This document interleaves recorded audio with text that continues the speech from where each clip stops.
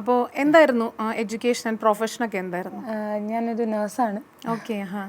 And then ഞാൻ IELTS choose ചെയ്തു language ട്രെയിനറായിട്ട്. Nurse ആവുന്നതിന് പകരം ഈ ഒരു കോഴ്സ് പഠിപ്പിക്കുന്ന രീതിയിലേക്ക് എത്തിയല്ലേ? HOD ആണെന്ന് പറഞ്ഞു. അപ്പോൾ ഹെഡ് ഓഫ് ദി ഡിപ്പാർട്ട്മെന്റ് ആകുമ്പോൾ തീർച്ചയായിട്ടും ഒരുപാട് റെസ്പോൺസിബിലിറ്റീസ് ഉണ്ടാകും. ഫസ്റ്റ് നമുക്ക് എന്താണ് അഡ്മിയ ഇന്റർനാഷണൽ അക്കാദമി എന്ന് നമുക്ക് വ്യൂവേഴ്സിന് പറഞ്ഞു കൊടുക്കാം. എന്താണ് ആക്ച്വലി ഇതിൽ വരുന്ന കോഴ്സുകളൊക്കെ? അഡ്മിയയിൽ സ്റ്റാർട്ടിങ് വന്നിട്ട് നഴ്സിംഗ് മാത്രമായിരുന്നു, നഴ്സസിന് വേണ്ടി മാത്രമായിട്ടുള്ളൊരു ഇൻസ്റ്റിറ്റ്യൂട്ടാണ് ഓപ്പൺ ചെയ്തത്.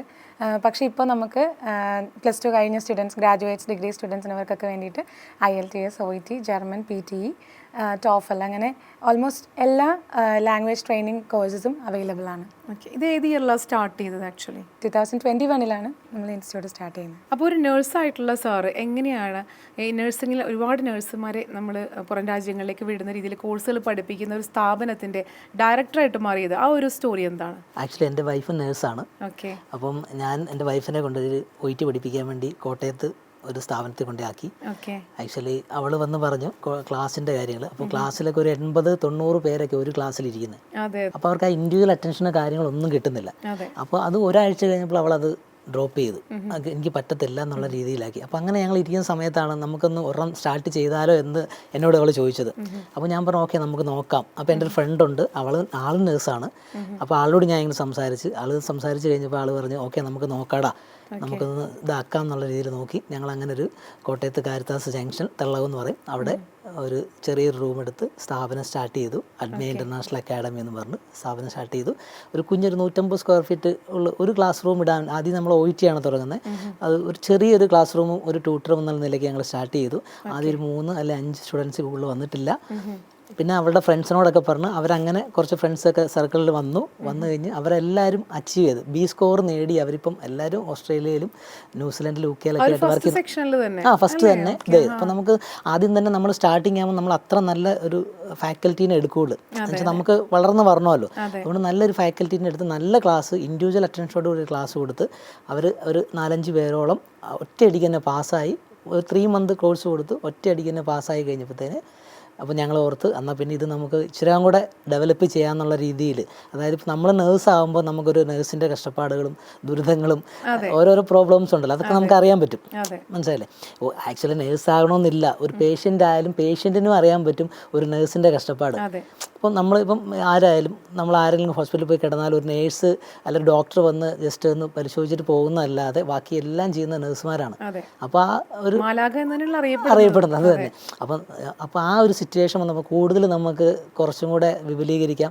ചെറിയൊരു എമൗണ്ട് ഇട്ട് കുറച്ചൊരു പൈസ നമുക്ക് ഓടിപ്പോണമല്ലോ. ബിസിനസ് ആകുമ്പോൾ തന്നെ റൂം റെൻറ്റ് കൊടുക്കണം, ഫാക്കൽറ്റിക്ക് ക്യാഷ് കൊടുക്കണം, റിസപ്ഷനിസ്റ്റിന് ക്യാഷ് കൊടുക്കണം. അപ്പോൾ ചെറിയൊരു എമൗണ്ട് കൊടുത്ത് നമ്മൾ നേഴ്സുമാരെ പാസ്സാക്കുക എന്നുള്ള ഒരു രീതിയിലാണ് ഞങ്ങളത് സ്റ്റാർട്ട് ചെയ്തത്.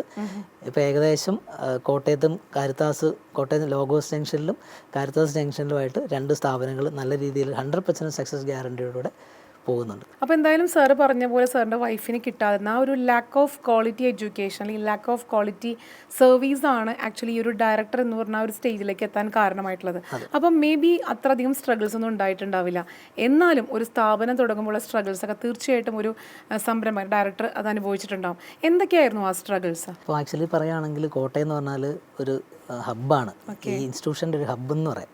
അപ്പോൾ അവത്തിൽ നിന്ന് വളർന്നു വരിക എന്ന് പറഞ്ഞാൽ വലിയൊരു ഇതാണ്, മനസ്സിലായില്ലേ?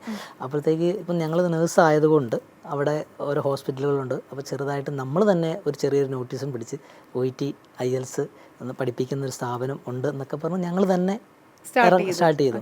അങ്ങനെയാണ് ഇത് സ്റ്റാർട്ട് ചെയ്യുന്നത്. അത് ഇടയ്ക്കും നമുക്ക് ഒത്തിരി പ്രശ്നങ്ങൾ അതിനിടയ്ക്ക് ഉണ്ട്.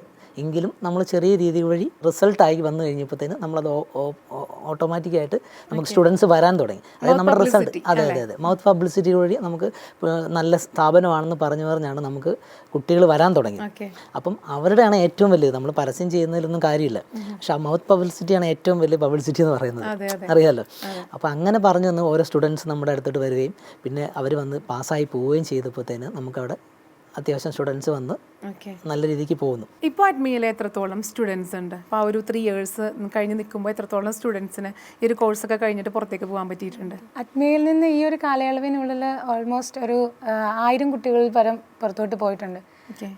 ഇപ്പോൾ പക്ഷേ ഒരു ബാച്ച് വൈസ് പറയുകയാണെങ്കിൽ ഞങ്ങൾ വളരെയധികം ലിമിറ്റ് ചെയ്തിട്ടാണ് ഒരു ബാച്ച് എപ്പോഴും നോക്കുക. കാരണം ഞങ്ങൾ എപ്പോഴും ശ്രദ്ധിക്കുന്ന എപ്പോഴും ശ്രദ്ധിക്കുന്ന ഒരു കാര്യം എന്ന് പറഞ്ഞു കഴിഞ്ഞാൽ ഒരു കുട്ടിക്ക് ഒരു അറ്റൻഷൻ കിട്ടാതെ പോരുന്നുള്ളതാണ്. അപ്പോൾ അതുകൊണ്ട് നമ്മളൊരു 30 കുട്ടികളുള്ള ഒരു ബാച്ചാണ് ഒരു സ്ട്രെച്ചിൽ നമ്മൾ പോവുക. അപ്പം പക്ഷേ നമ്മളിപ്പം അങ്ങനെയുള്ള ബാച്ച് വൈസ് ആയിട്ട് തന്നെ നമ്മൾ ഏകദേശം 1000 കുട്ടികളോളം പുറത്ത് വിദേശ രാജ്യങ്ങളുടെ ഡ്രീം കൺട്രീസിൽ എത്തിക്കാനായിട്ട് നമുക്ക് സാധിച്ചിട്ടുണ്ട്. അല്ലെങ്കിൽ അതിൻ്റെ ഫസ്റ്റ് സ്റ്റെപ്പ് ചെയ്തു കൊടുക്കാൻ സാധിച്ചു. അപ്പോൾ 2021 ഇത് സ്റ്റാർട്ട് ചെയ്തപ്പം എത്ര കുട്ടികളായിരുന്നു ആ ഒരു ഫസ്റ്റ് ബാച്ചിലൊക്കെ ഉണ്ടായിരുന്നത്? ഫസ്റ്റ് ബാച്ചിൽ എനിക്ക് തോന്നുന്നു 5 കുട്ടികളോ ഒക്കെ വെച്ചിട്ടാണ് നമ്മൾ സ്റ്റാർട്ട് ചെയ്തത്. ഓക്കെ, അപ്പോൾ ഇത്രത്തോളം കുട്ടികളെ പഠിച്ചിറക്കാൻ സാധിച്ചു. അപ്പം എൻ്റെ ഒരു കാര്യം പറയുകയാണെങ്കിൽ എൻ്റെ ഒരു ഫ്രണ്ട് ഇതുപോലെ തന്നെ പുറത്തു പോകാനായിട്ടുള്ള കാര്യങ്ങൾ ട്രൈ ചെയ്തപ്പം ഫസ്റ്റ് ഇങ്ങനെ അന്വേഷിക്കുമ്പോൾ നമ്മൾ സെർച്ച് ചെയ്യുമല്ലോ ഏത് സ്ഥാപനമാണെന്നല്ല. അപ്പോൾ സക്സസ് റേറ്റ് കൂടി നിൽക്കുന്ന ഒരു സ്ഥാപനമാണ് നമ്മുടെ ഈ ഒരു അറ്റ്മിയ ഇൻ്റർനാഷണൽ അക്കാദമി എന്ന് പറയുന്നത്. അപ്പോൾ അതിൻ്റെ കാരണം എന്തായിട്ടാണ് HOD ക്ക് പറയാൻ പറ്റുന്നത്? എനിക്ക് തോന്നിയിട്ടുള്ളതെന്ന് പറയുന്നത് അഡ്മിയിൽ വരുന്ന ഓരോ കുട്ടികൾക്കും കിട്ടുന്ന ഒരു ശ്രദ്ധയുണ്ട്. അതായത് നമ്മളുടെ ഇപ്പം ഞാൻ പറഞ്ഞു പല ഫീൽഡിലുള്ള കുട്ടികൾക്കും ഇപ്പോൾ ഓപ്പർച്യൂണിറ്റീസ് അവിടെ അഡ്മിയിൽ പ്രൊവൈഡ് ചെയ്യുന്നുണ്ട്. അപ്പോൾ നഴ്സസ് ആയിരിക്കാം, മറ്റ് ഫീൽഡിലുള്ളവരൊക്കെ. അപ്പം പലതരം തിരക്കുകളുള്ളവരുണ്ട്, പാർട്ട് ടൈം ജോലികൾ കഴിഞ്ഞ് വരുന്നവരുണ്ട്. അപ്പം നമ്മളെപ്പോഴും അവരുടെ ഒരു കംഫർട്ടും കൂടി നോക്കിയിട്ടാണ് നമ്മൾ ക്ലാസ്സസ് പ്രൊവൈഡ് ചെയ്യുക. അവർക്ക് എന്താണ് വേണ്ടതെന്ന് അനുസരിച്ച് മാത്രമേ നമ്മൾ ക്ലാസ് പ്രൊവൈഡ് ചെയ്യുക. അതായത് നമ്മളിപ്പോൾ 4 മൊഡ്യൂൾസ് എടുത്ത് തീർത്ത് കൊടുക്കുക എന്നുള്ളതല്ല നമ്മുടെ ഇൻറ്റൻഷൻ എപ്പോഴും. അപ്പോൾ ആ കുട്ടികളുടെ ലാംഗ്വേജ് എലിജിബിലിറ്റി എത്രത്തോളം ഉണ്ട്, അതെങ്ങനെ ഇമ്പ്രൂവ് ചെയ്താൽ അവർ ആഗ്രഹിക്കുന്ന ഒരു എക്സാമിന് അവർക്ക് ആഗ്രഹിക്കുന്ന ഒരു പെർഫോമൻസ് കൊടുക്കാൻ പറ്റും. അത് ഓരോരുത്തർക്കും വ്യത്യാസമാണ്. ആ വ്യത്യാസം എന്നുള്ളത് ഞങ്ങൾ എപ്പോഴും കെയർഫുള്ളി നോട്ടീസ് ചെയ്യാറുണ്ട്. അപ്പം ഓരോരുത്തർക്ക് എന്താണ് കഴിവുള്ളത്, അവർക്ക് ഏത് മേഖലയിൽ അല്ലെങ്കിൽ ഏത് മൊഡ്യൂളായിരിക്കും അവർക്ക് എളുപ്പം, എന്തുകൊണ്ടാണ് ഒരു മൊഡ്യൂൾ അവർക്ക് ബുദ്ധിമുട്ടായിട്ട് വരിക, അതറിഞ്ഞ് ഓരോ കുട്ടികൾക്കും വേണ്ടി പ്രിപ്പയർ ചെയ്യുന്നതാണ്. ചിലപ്പോൾ നമുക്ക് വിശ്വസിക്കാനൊക്കെ ഡൗട്ട് തോന്നും, ഇപ്പം 30 കുട്ടികൾക്ക് 30 രീതിയിലാണോ പഠിപ്പിക്കുക? അങ്ങനെ തന്നെയാണ് പഠിപ്പിക്കേണ്ടത്. കാരണം 30 കുട്ടികളും 30 ഇൻഡിവിജ്വൽസ് ആണ്. അപ്പോൾ ആ രീതിയിൽ തന്നെയാണ് നമ്മൾ പഠിപ്പിക്കുന്നത്. ഓരോ കുട്ടിക്കും എന്ത് കൊടുത്താലാണ് അവർക്ക് പെർഫോമൻസ് ഇൻഡിവിജ്വൽ കെയർ അറ്റൻഷൻ കൊടുത്തിട്ടാണ് ഓരോ കുട്ടീനും ഇതിൽ പഠിപ്പിച്ചിട്ട് നിങ്ങൾ പുറത്തിറക്കി ഇപ്പോൾ പറഞ്ഞ ഡ്രീം സ്ഥലത്തേക്ക് പോകാനായിട്ട് അവരെ സഹായിക്കുന്നത് അല്ലേ, ജോലിയുടെ ആയിട്ട് പോകാൻ സഹായിക്കുന്നത്. പിന്നെ എനിക്കൊരു പേഴ്സണലായിട്ട് ചോദിക്കാൻ ഒരു താല്പര്യമുള്ളത്, ഒരു കുട്ടി നമുക്ക് പഠിക്കാനായിട്ട് എവിടെയെങ്കിലും തീരുമാനിച്ചിട്ടുണ്ടെങ്കിൽ അവിടുത്തെ ഒരു സർവീസ് മാത്രമല്ല, അവിടുത്തെ ഒരു ഫാക്കൾട്ടീസിൻ്റെ ആ ഒരു ഇൻട്രാക്ഷൻസും അല്ലെങ്കിൽ അവരുടെ ആ ഒരു സർവീസും എല്ലാം നമുക്ക് ഇമ്പോർട്ടൻ്റ് ആണ്. അപ്പോൾ എത്രത്തോളം നല്ലൊരു സർവീസ് ഫാക്കൾട്ടീസ് കൊടുക്കുന്നുണ്ട്, അല്ലെങ്കിൽ എത്രത്തോളം അതിൽ സാർ ശ്രദ്ധിക്കുന്നുണ്ട്? ആക്ച്വലി ഇപ്പോൾ ഒരു സ്റ്റുഡൻറ്റ് വന്നു കഴിഞ്ഞാൽ, ഇപ്പോൾ ഒരു നേഴ്സിംഗ് അത് ജോലി ചെയ്യുന്ന ഒരു സ്റ്റുഡൻറ്റ്, അതായത് വർക്ക് ചെയ്തുകൊണ്ടിരിക്കുന്ന ഒരു സ്റ്റുഡൻ്റ് ആണെന്നുണ്ടെങ്കിൽ ആദ്യം ആ കുട്ടി വന്ന് നമ്മൾ അവരെ കൗൺസിൽ ചെയ്യും. നമുക്ക് കൗൺസിലേഴ്സ് ഉണ്ട്, അവർ കൗൺസിൽ ചെയ്യും. അവർക്ക് എന്താണ് ആവശ്യം, അവരുടെ കാര്യങ്ങൾ എന്താണ്, അവർക്ക് വീട്ടിൽ പഠിക്കാനുള്ള സാഹചര്യം ഉണ്ടോ, അല്ലെങ്കിൽ അവർക്ക് ലാംഗ്വേജ് എത്രയുണ്ട്, ലാംഗ്വേജ്, റീസൺ, ലോജിക്ക്, ഈ ഒരു ക്രൈറ്റീരിയയിലാണ് നമ്മുടെ ക്ലാസ്സുകൾ പോകണം. അപ്പോൾ ആദ്യം ഒരു കുട്ടി വന്ന് അവർക്ക് എന്താണ് വേണ്ടതെന്ന് മനസ്സിലാക്കി, ആദ്യം ചെറിയ ഒരു രീതിയിൽ കാര്യങ്ങളെല്ലാം പറഞ്ഞ് മനസ്സിലാക്കി അവർ ക്ലാസ്സിന് വരുന്നു. ക്ലാസ്സിന് വന്നു കഴിയുമ്പോൾ തന്നെ വീക്കിലി മോക്ക് ടെസ്റ്റുകളുണ്ട്. മോക്ക് ടെസ്റ്റുകൾ നല്ല മാർക്ക് സ്കോർ ചെയ്യുന്നു.